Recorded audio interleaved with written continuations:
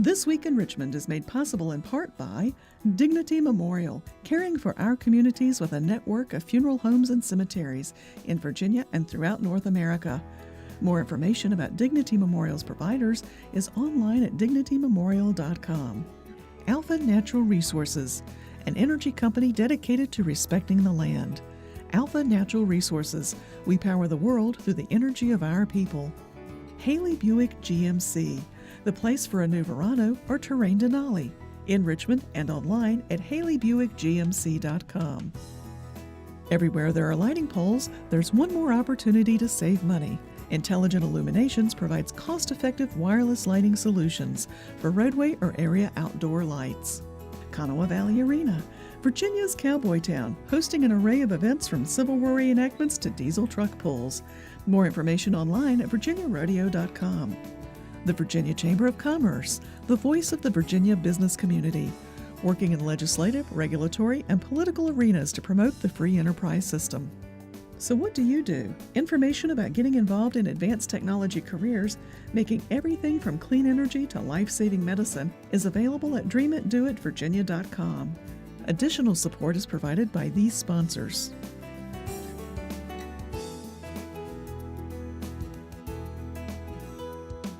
And by the members of Virginia's public television stations. Thank you.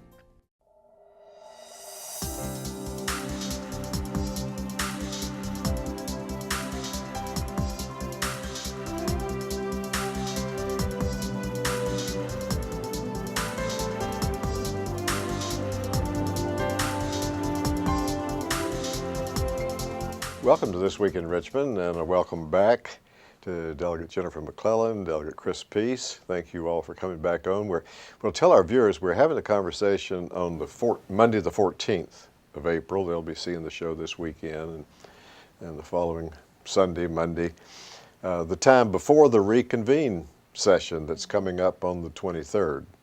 So the subjects are wide open, from what's going to happen on the reconvene day on the issues that you maybe want to tell our viewers about, as well as the ongoing saga to get a budget passed both chambers and signed by the governor before June 30 of this year. So Delegate McClellan, since you have 1 year of seniority over Delegate Peace, and you still have it every time you have the 1 year seniority, he's not catching up. Then why don't we start with you, then with Chris, and then let's look forward to your conversation. Sure. Well, we are, as you alluded to, in the midst of a special session to try to pass a budget, and we are hung up once again. It seems like that has become the new norm since we've been elected. We haven't made much progress. We're sort of arguing over process rather than substance right now, but I do think that we will have a budget passed on time, and we'll get there. We come back next week for the reconvene session to address the governor's vetoes and amendments, and we'll see. That'll probably just be one day, and if we're lucky, we'll be able to pass a budget while we're here for that. Chris? Well, I certainly share Jennifer's optimism about the future of the budget debate, and Virginia's always prided itself on doing things better than Washington, and I think we'll continue that tradition to pass a balanced budget that is a savings first approach, and one that's responsible and responsive to Virginians' needs.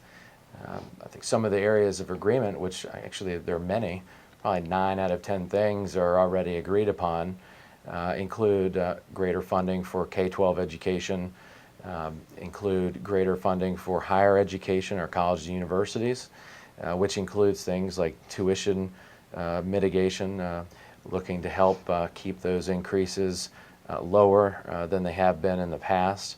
Obviously, transportation continues to be an important part of our economy, and addressing the issues that kind of come from last year's landmark legislation, so that the money is now spent wisely and that there's appropriate accountability and management and oversight. One particular area I think of emphasis in transportation is how can we continue to make the port more efficient and more effective. dredging the port. There's monies to look at beginning the process for that to make it the deepest channels on the East Coast in advance of the Panama Canal opening. And all that means is good economic development and growth opportunities for Virginia. And we're very pleased. I know Jennifer shares this sort of thought that we're doing well in Virginia in terms of unemployment, preserving our AAA bond rating, keeping taxes low, with tomorrow being tax day. I know all Virginians are mindful of what they're spending on federal and state government. So we're looking at all these issues as we discuss the budget, and also the sort of the big elephant in the room, which is Medicaid expansion, whether to expand Medicaid in Virginia. Jennifer? Well, I think, as Chris said, the bottom line disagreement now on the budget is over Medicaid expansion, whether to do it, how to do it. And I think it's the one area where partisan politics and gridlock has slipped into Virginia. In the House, we, rather than debating substance, the past week have been debating process. The reason we don't have a budget right now is because the Senate passed their budget in a Senate bill, the House passed its in a House bill. The House refused to take up the Senate bill because tradition says that the budget must be a House bill. And hopefully we will get beyond all that procedural posturing to address the bottom line issue. Is we have hundreds of thousands of Virginians who fall into the health care coverage gap, who make too much money for Medicaid as it currently is, and don't make enough don't make enough to be able to afford private insurance or to qualify for the exchanges under the Affordable Care Act. And the bottom line is, what are we as a state going to do to address that problem? It causes economic problems for our hospitals, for those individuals, and for us as a Commonwealth, because they will get health care when they need it. They'll get it in the most inefficient and expensive way. And under the Affordable Care Act, we can close that coverage gap by expanding Medicaid. Or the Senate has offered a new private option that they call Marketplace Virginia, that is kind of a hybrid between an exchange and Medicaid expansion. There are members of the House who aren't comfortable with either of those, and yet the amount of money they put in the budget to try to address the coverage gap just isn't enough. So that's where we are, and hopefully we will be able to reach some sort of compromise to address the needs of all Virginians and pass a balanced budget by the deadline.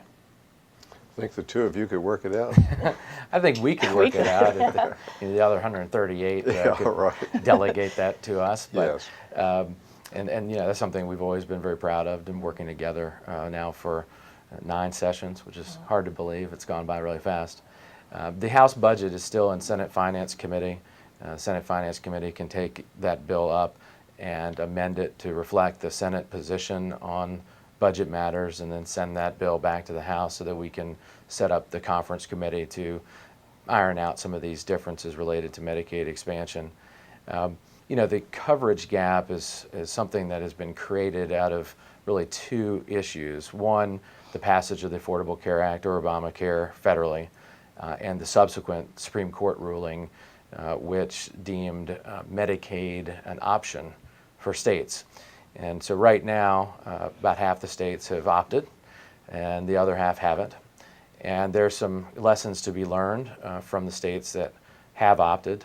Know that there are studies that show from Oregon that extension or the expansion of Medicaid has actually driven up the utilization of ERs, while there's provider shortages for those who cover and provide care for the indigent and those who have Medicaid.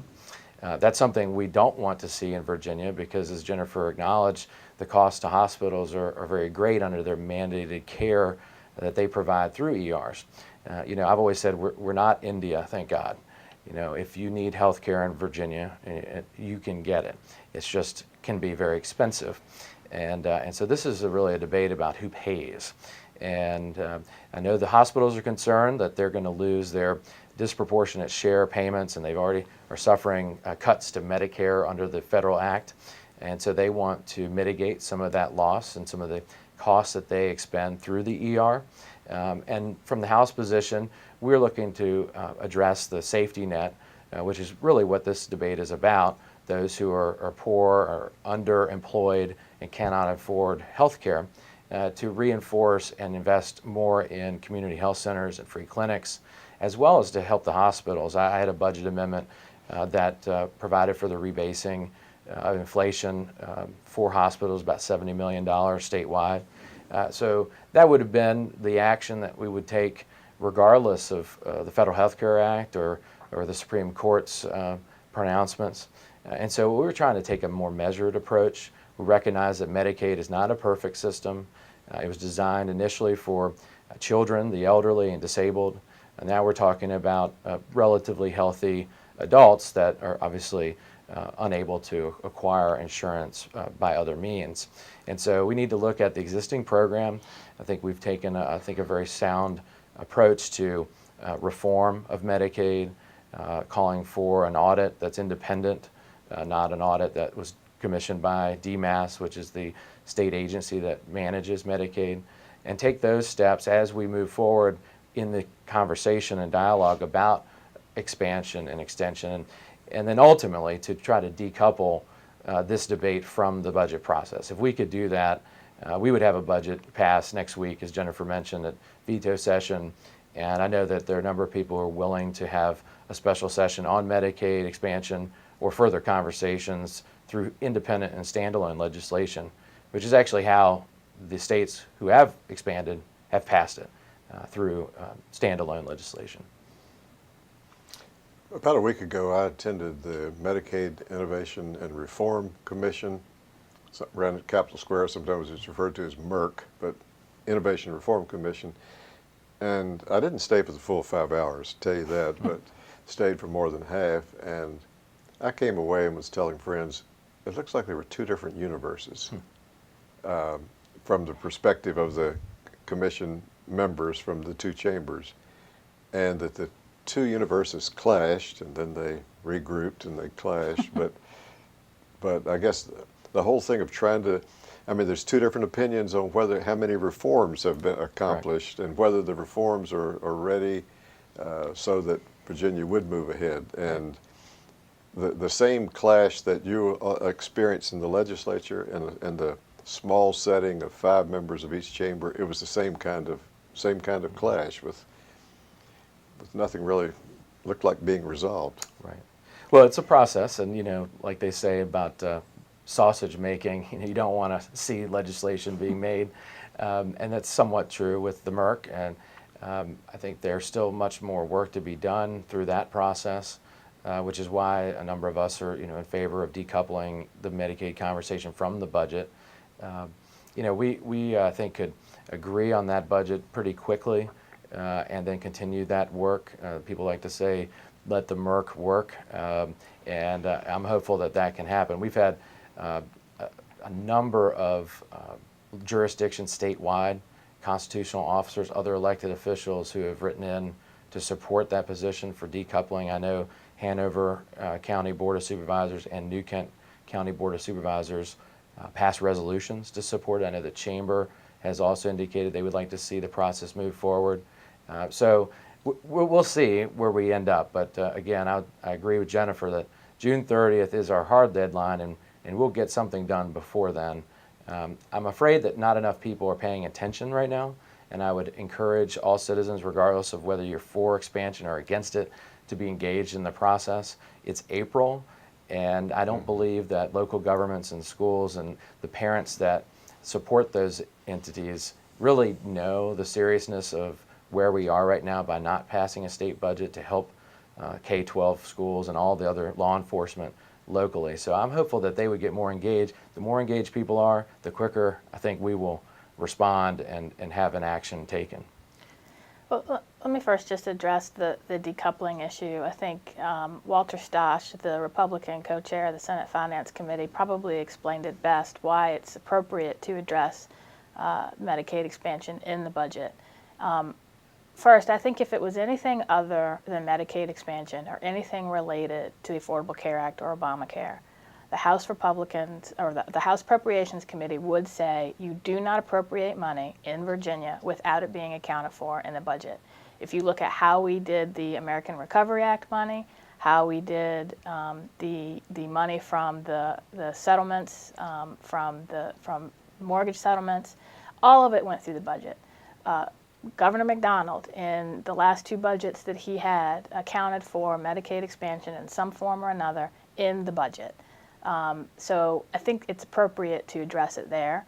I think it's also appropriate because whether you use federal funding to expand Medicaid accounts for how much general fund money you have to spend on other things. So that is a conversation that needs to be had together. The MERC, I think it's important that the Secretary of Health and Human Resources, who was both under Republican Governor McDonald, who did not like the Affordable Care Act, who held over under Governor McCullough, he says that all of the reforms that we have asked for have either been taken or are well underway. He sees no reason why we can't move forward, except if you look at the members of the MERC who were appointed from the House of Delegates, all of them are on record opposing Medicaid expansion, and I would be surprised if they ever voted for it under any circumstances. Now, we have time on the budget. Again, this is not the first time we've been here. We gridlocked in 2006 on transportation. The House insisted that transportation be taken out of the budget. It eventually was. We passed the budget on May 23rd. It was signed 11 days before the end of the fiscal year. It took 7 years for us to address transportation. So there are a lot of people who don't trust the House position that if you decouple it from the budget, which most people think is inappropriate anyway, but if we do it, there's not a belief that there would be a serious conversation. And so I think we should just address it point blank, substantively. Do we want to do it or not? We got transportation after 7 years because the public and the business community demanded it. Right now, as Chris said, the public and the business community are not as loud on this issue as they were on transportation. We need to hear from them. We need to especially hear from those who fall in the coverage gap. And I think, polls show that a majority of Virginians actually support Medicaid expansion or Marketplace Virginia in some form or another. We need to address, if we're not going to do it, what are we going to do to close the coverage gap? With all due respect, the amount of money that the House Appropriations Committee has put in for the healthcare safety net is just not enough. So we're either going to seriously address those problems or we're not. And people send us here to address their problems. And I think that you have shown for our viewers the 2 different perspectives, and while you're not at liberty by your caucuses to resolve things, so we'll sort of leave it there as where you are right now between the 2, and ask you in our remaining minutes, what about some other issues that if that issue is not getting enough public input, there probably are other ones that are just the public's not even aware that may be coming up on Reconvene Day or other issues that you're concerned about? I think that one issue that the public has kind of been aware of, but no one's gotten into the details of, is ethics reform. We did pass an ethics reform bill that creates an advisory council to continue the conversation that does make quite a few changes in the rules and reporting. What people don't realize is that applies to every local, state elected and appointed official, and some of them, we're just starting to see there might be some unintended consequences of the practical implication of that bill, and we are starting to struggle with that. Some technical amendments are going to come during the reconvene session, but I think ethics reform is going to be an ongoing conversation for at least the next year, if not beyond. And I think we need people to be engaged on that beyond just the sound bites that they see on television, but to really address, if we're going to have a citizen legislature and attract the best and the brightest to state and local government, let's do it in a way that makes sure that trust in government is upheld, but doesn't create such a complicated system that nobody wants to participate. Well, I want to congratulate Jennifer for being a part of the team from the House that helped put that bill together.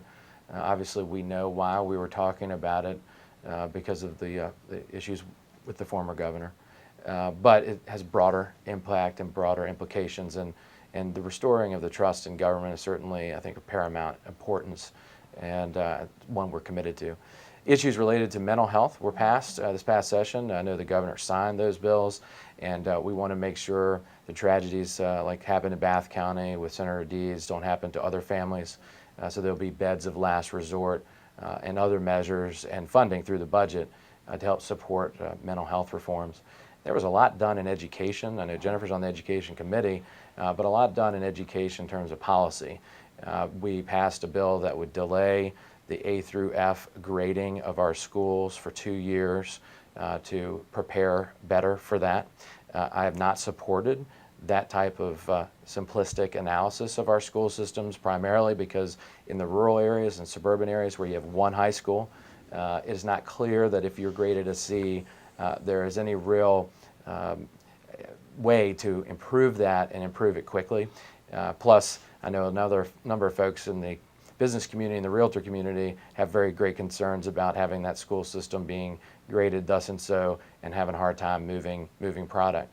We passed SOL reform, which parents, teachers, students have all been talking about the need to reduce and streamline our SOL system in our schools and maybe make a greater focus on problem solving and critical thinking, because those are the skills that you're really going to need ultimately in college or in the workforce. I had a bill that creates a pathway for a career and technical education governor school that would be jointly operated, and we have interest from Hanover and City of Richmond and some other localities on how we can raise the bar in career and technical education, because we know there are great jobs that are out there in those fields. And then finally, I had also a piece of legislation that tries to inform parents and consumer students who are going into college just what they might expect in terms of earnings when they choose a particular major or degree track and program. You know, we're asking them to take on a lot of debt when they go to college. I think it's important to also give them a little bit more guidance and help so that they know before they go, or they know before they make those important decisions, how they'll be able to pay that back when they get a job ultimately. So a lot was done this session: ethics reform, mental health, education, and certainly a lot still remains with the budget. You know, transportation wasn't really an issue this session, but with the discussion about Route 460 and what's going to happen there, and now with the speculation that Congress is not going to act on the taxing of things sold over the internet, is transportation back up then again another year to fill the gap for that money? Or well, I think transportation will always be with us regardless of those items that you mentioned. Certainly 460 is a project I think is very important to ultimately build out. However, disappointed in how the prior administration, the former secretary, tried to push that through at the last minute when the permits weren't acquired. So we spent a lot of tax dollars to get farther down the road, if you will, and now we're having to kind of go back to the beginning of that process. There's a Bi-County Parkway proposal that will be an access road through Prince William up to Loudoun and Dulles that I think would be an important project, but it has quite a bit of controversy around it. I mentioned the port earlier. Our rail system continues to need attention. The ingress and egress rail crossings that come out of the port affect a lot of jurisdictions in Hampton Roads. And so there are a number of opportunities to make a difference. And obviously in the Richmond region, there were reforms to RMA passed this past session and other bills that will impact the region's transportation network. And I think we had a good example of how we do listen to public feedback on the bills that we pass. And this year we repealed the hybrid tax that was adopted as part of the transportation bill, because it didn't make sense. It didn't raise a whole lot of money, and we heard quite a bit of feedback to get rid of it. Delegate Peace, Delegate McClellan, thanks once again for being on This Week in Richmond and helping to inform our viewers and for the discussion you've had, and we look forward to having you each back on again soon. Thanks very much. Thank you.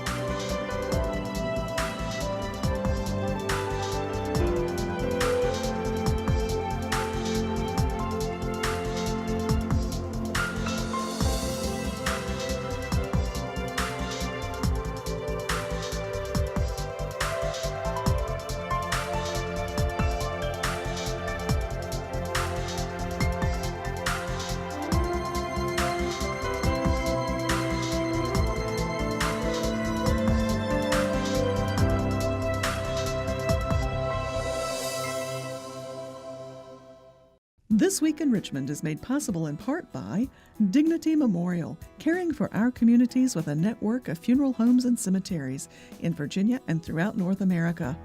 More information about Dignity Memorial's providers is online at dignitymemorial.com. Alpha Natural Resources, an energy company dedicated to respecting the land. Alpha Natural Resources, we power the world through the energy of our people. Haley Buick GMC, the place for a new Verano or Terrain Denali, in Richmond and online at haleybuickgmc.com. Everywhere there are lighting poles, there's one more opportunity to save money. Intelligent Illuminations provides cost-effective wireless lighting solutions for roadway or area outdoor lights. Kanawha Valley Arena, Virginia's cowboy town, hosting an array of events from Civil War reenactments to diesel truck pulls. More information online at virginiarodeo.com. The Virginia Chamber of Commerce, the voice of the Virginia business community, working in legislative, regulatory, and political arenas to promote the free enterprise system. So what do you do? Information about getting involved in advanced technology careers, making everything from clean energy to life-saving medicine, is available at dreamitdoitvirginia.com. Additional support is provided by these sponsors.